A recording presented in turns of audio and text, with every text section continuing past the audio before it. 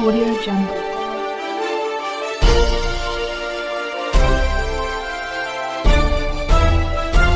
Audio Jungle. आप देख रहे हैं CRS न्यूज सच के साथ। फरीदाबाद से नीलम दीवान की रिपोर्ट, कैमरामैन सुभाष दीवान के साथ। 4 फरवरी रविवार 2024 सुबह 10 बजे दशहरा मैदान sector 31 Etmadpur bypass road Faridabad में जन आक्रोश रैली का आयोजन किया गया। इस रैली का आयोजन तिगांव विधानसभा की तरफ से पूर्व विधायक ललित नागर, अभिलाष नागर, भाई दीपेंद्र सिंह हुड्डा आदि की तरफ से इस जन आक्रोश रैली का आयोजन किया गया।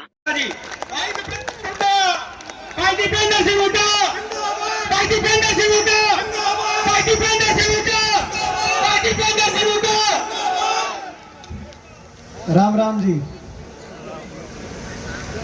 हमारे बीच में हमारे नेता आदरणीय चौधरी भूपेंद्र सिंह हुड्डा जी, हमारे हरियाणा प्रदेश कांग्रेस कमेटी के लोकप्रिय अध्यक्ष, जन जन की आवाज, जिनके नेतृत्व में लगातार हरियाणा में पिछले 1 साल से कांग्रेस पार्टी मजबूत हो रही है। लगातार कांग्रेस का परिवार बढ़ रहा है। अंदाजा इस बात से लगाया जा सकता है कि पिछले 1 साल में हरियाणा में कांग्रेस पार्टी में 35 से ज्यादा पूर्व विधायक, पूर्व मंत्री शामिल हुए हैं। हरियाणा एक ऐसा प्रदेश जहां 90 विधानसभाओं कुल और 35 से ज्यादा पूर्व विधायक भाजपा, जजपा, सत्ता दल और अन्य दलों को छोड़ के कांग्रेस पार्टी में शामिल हो रहे हैं। ये संकेत इस बात का है कि आने वाला समय हरियाणा में परिवर्तन का, हरियाणा के कोने कोने में परिवर्तन की गूंज आ रही है और चौधरी उदय भान जी के नेतृत्व में कांग्रेस मजबूत हो रही है।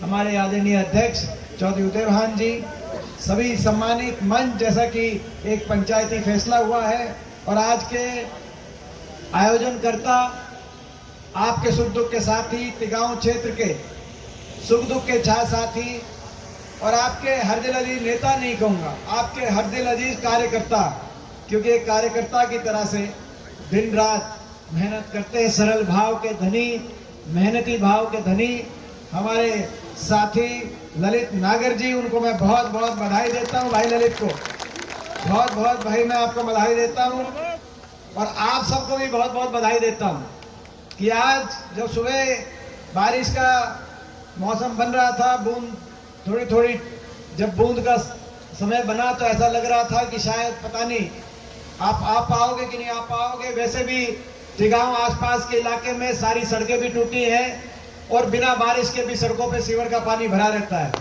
तो ऐसे में अगर बारिश हो गई तो आने के लिए कैसे आओगे, नहीं आओगे। पीछे बारिश हुई थी तो फरीदाबाद में कश्तियां भी चली थी, आपको याद होगा। तो आज ऐसे मौसम में इतनी बड़ी संख्या में आप लोग यहाँ पे पहुंचे हैं। मैं भाई ललित को बहुत बहुत बधाई देता हूँ। ये संकेत इस बात का है कि तिगांव क्षेत्र का जो है जन जन का आशीर्वाद आपके साथ है और आपको बहुत बहुत मुबारकबाद देता हूँ कि आज यहाँ पहुंचे। सभी पिता तुल्य बुजुर्ग नौजवान साथी, मातृशक्ति में ज्यादा लंबी बात नहीं, क्योंकि आप हुड्डा साहब को सुनना चाहते हैं, उदय भान जी को सुनना चाहते हैं। मैं 2-3 बातें जरूर कहना चाहता हूँ। एक तो हरियाणा की बात, क्योंकि सरकार को, हरियाणा सरकार को मात्र 4 महीने शेष रह गए। 9.5 साल इस सरकार को, खट्टर सरकार और फिर खट्टर दुष्यंत सरकार को आपने देखा। आज आपको तराजू पे तोल के फैसले करने का समय आ गया। इस सरकार ने 9.5 साल में हरियाणा के लिए क्या किया। 2 पैमाने होते हैं सरकार के, काम करे और सबका मान सम्मान करे। मैं पूछना चाहता हूं आपसे, फरीदाबाद में आपने इस सरकार को कुछ काम करते देखा? नहीं देखा। मुख्यमंत्री जी को जन जन का मान सम्मान करते देखा? वो कह रहे मुख्यमंत्री नहीं देखा आज तक। वो तो कह रहे कि मुख्यमंत्री जी को ही नहीं देखा। तो भाई अगर काम नहीं देखा, किसी का मान सम्मान नहीं देखा, तो हरियाणा में आप समझ सकते हो कि सरकार क्या कार्यशैली रही होगी। जो प्रदेश विकास के हर मापदंड में देश में नंबर 1 पे होता था, प्रति व्यक्ति आय, प्रति व्यक्ति निवेश, विकास दर, खिलाड़ियों के सम्मान में, किसान के फैसलों में, गरीब कल्याण योजनाओं में, आपस में भाईचारे, खुशहाली में 10 साल किसी वर्ग को कोई धरना आंदोलन नहीं करना पड़ा। जिस प्रदेश में हरियाणा प्रदेश जब कांग्रेस पार्टी की सरकार थी हुड्डा साहब के नेतृत्व में, आज वो प्रदेश 9.5 साल की इस खट्टर सरकार के बाद विकास में तो देश में मोदी सरकार बता रही है 17वें नंबर पर, और नंबर 1 बन गया। तो खट्टर साहब बोलते हैं कि हमारा नाम लेके बोलते हैं कि ये बोल रहे हैं, लेकिन मैंने तो सवाल पूछा था संसद में कि देश में सबसे ज्यादा बेरोजगारी कौन से प्रदेश में है। खट्टर साहब मैं क्या करूं, सवाल आप ही की सरकार से पूछा था, भाजपा की सरकार से, और मोदी जी की सरकार ने जवाब दिया संसद में कि देश में सबसे ज्यादा बेरोजगारी है। तो खट्टर साहब हरियाणा के अंदर, आपके सरकार के अंदर हरियाणा में सबसे ज्यादा बेरोजगारी, सबसे नंबर 1 पे बन गया। तो आज बेरोजगारी में नंबर 1, आज महंगाई में सबसे महंगा डीजल पेट्रोल, क्योंकि वैट जो 9% पे था 17% पे पहुंच गया।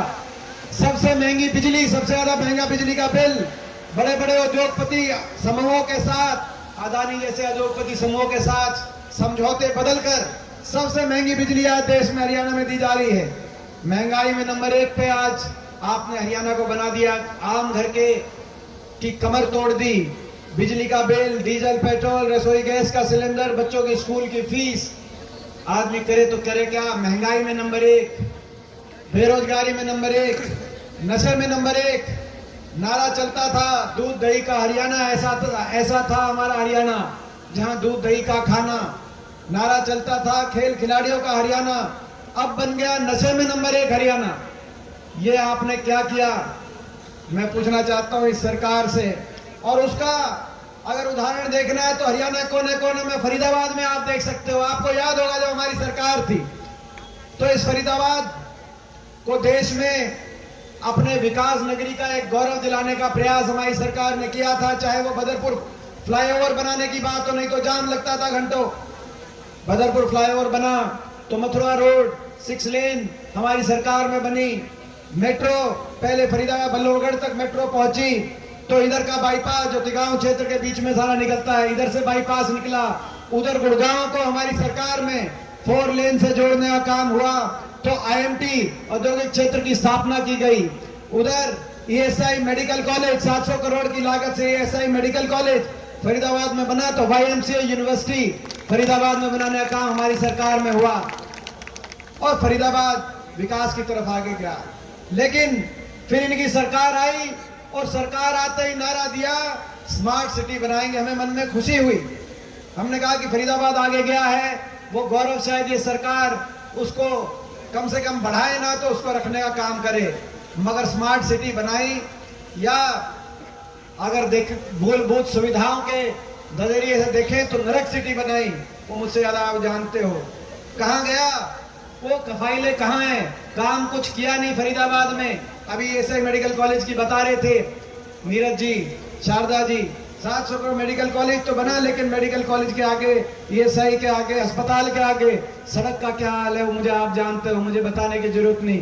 तिगांव में सड़कों का क्या हाल है, मैं समझता हूं कि एक विधानसभा क्षेत्र प्रदेश में जहां सबसे ज्यादा सड़कों का बुरा हाल है तो तिगांव के अंदर है। नगर निगम के अंदर ऐसे ऐसे घोटाले आए, 200 करोड़ रुपए के घोटाले की फाइल कहां दबा गए, 200 करोड़ रुपए कहां गए। कागजों में काम हो गया, कागजों में सड़कें बन गई। हमारे विधायक नीरज शर्मा जी, अब ये एनआईटी क्षेत्र में क्या हाल है उसकी तो फोटो अपने जो है अपने कुर्ते पे उनकी फोटो जो है छपा के नीरज शर्मा जी घूम रहे, ऐसे मजबूर हो गए। उस समय भी इन्होंने आवाज उठाई थी जब 200 करोड़ रुपए का निगम का घोटाला हो गया।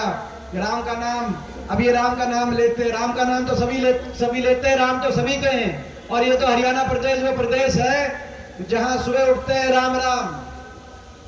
अगर मौसम में अगर बादल आ जाए तो क्या आज राम बरस सकता है, बरस जाए तो राम राजी हो गया। कोई काम बिगड़ जाए तो कहते राम रुखाला है, ठीक करेगा। और नया काम शुरू करो तो कहते लेके राम का नाम करो नया काम। मगर ये यहाँ पे उल्टी गंगा बहा रहे हैं। बीजेपी वाले क्या करते हैं, ना राम का नाम तो लेते हैं, कहते हैं, बोलते हैं जय श्री राम, लेकिन करते हैं जनता को लूटने का काम, जो आपने नगर निगम में देखा। फरीदाबाद में आपको पता है कौन लूट रहा है। हम भी बोलते हैं राम राम, हम भी बोलेंगे जय श्री राम, लेकिन हम करेंगे हरियाणा को देश में सबसे आगे लेके जाने का काम, फरीदाबाद को देश में सबसे आगे लेके जाने का। ये हमारी लड़ाई है, ये हमारा संघर्ष है। और आज बदलाव का समय आया है। भ्रष्टाचार केवल फरीदाबाद तक सीमित नहीं है।